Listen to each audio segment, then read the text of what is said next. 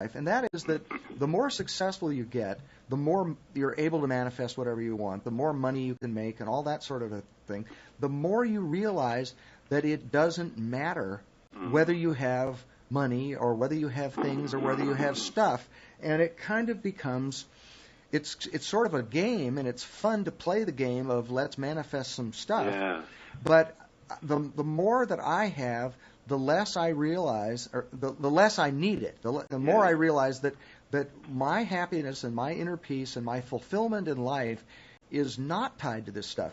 A lot of people that don't have this stuff, they really think that if only I had this stuff, then I would, if only I could pay my bills, if only I had a partner, if only something. And it's great to have all those things. It's the old I've been rich, I've been poor, and I like rich better. Right. A lot of people have said that, but it really, once you almost have to get a lot of stuff before you realize that getting a lot of stuff does not make you happy. It's almost a cliche that people that have a lot of stuff, some of them are miserable still. Yeah, absolutely. I'm glad you brought it up. It kind of brings us full circle in a lot of ways. And I guess I would like to leave you with a thought here, leave everybody listening with a thought. One of the things I heard decades ago that I did not grasp right away, and it really jammed my brain when I first heard it and I had to wrestle with it before I began to understand it. And it was this one line that said, you can have whatever you want in life as long as you don't want it. And I wrestled with that for the longest time. It's like, how can I want it and not want it? How can I want money or want a car and not want it? I changed the wording a little bit because I'm a word guy, so it made a little bit more sense to me, but the concept's still strong. And that is, you can have whatever you want in life as long as you don't need it. Well, it's kind of the difference between preferring an outcome and being attached to an outcome. That's exactly it.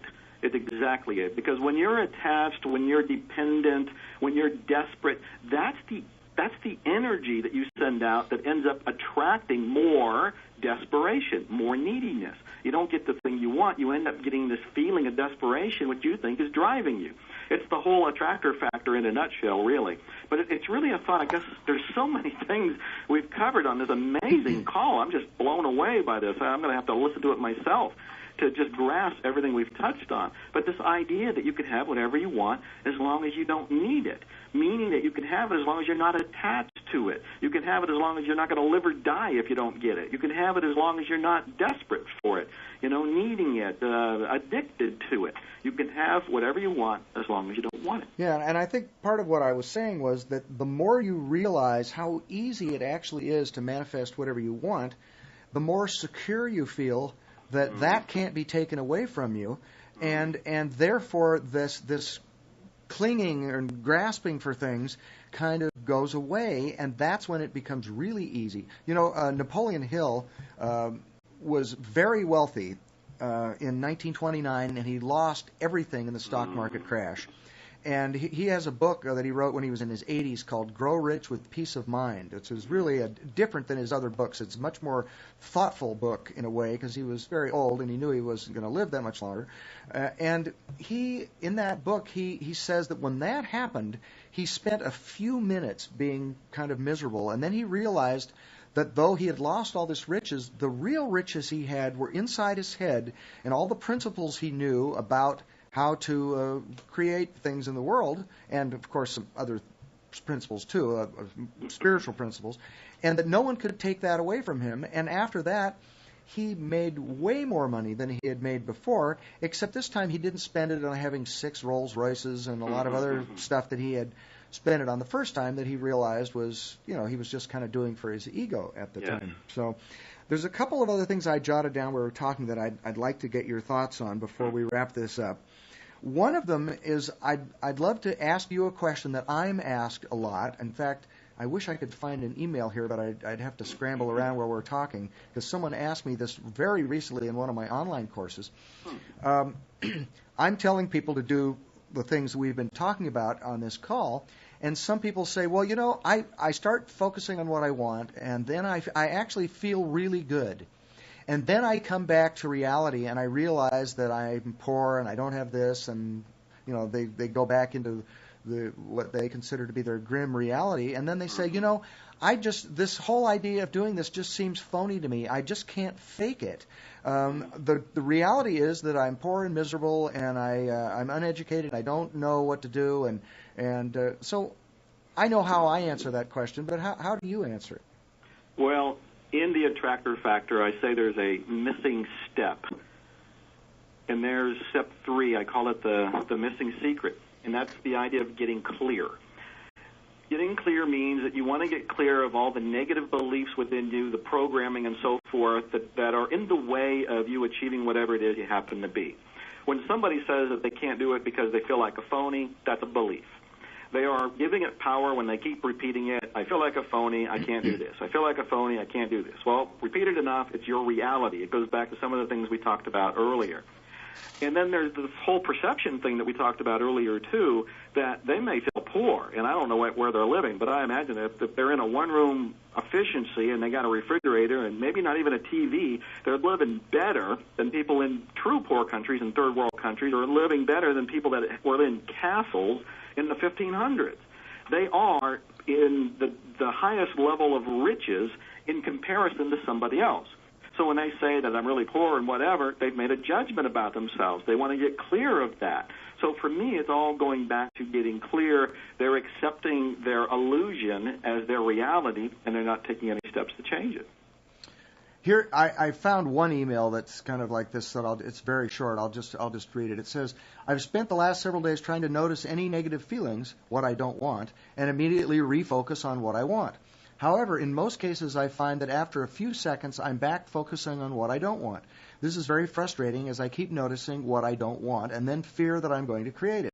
It feels like a never-ending process. I don't see how I can keep this up indefinitely. Any suggestions that would make this process easier would be appreciated."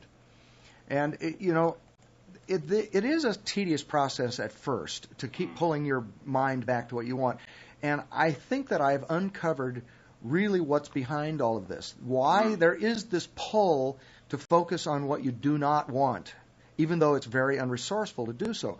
And that is that when people are growing up, if they are traumatized in some way, they reach a certain conclusion about the world and life, which is that the world is a dangerous place, or it's a potentially dangerous place. And in order to avoid that danger, I've got to watch out for it. Well, to avoid danger, you've got to focus on it. And then your brain says, oh, he's focusing on danger. He must want, whatever the danger is. The danger could be being poor. It could be being alone. It could be being abandoned. It could be, whatever. Yeah. But so ultimately, what you can exercise willpower to keep your mind focused on what you want, despite the fact that the negative emotional charge from past traumatic events is pulling you toward that. But eventually, you've got to get clear, as you say. You've got to heal the root cause of that trauma in some way. And the two tools that I use are Holosync, which is very powerful in doing that.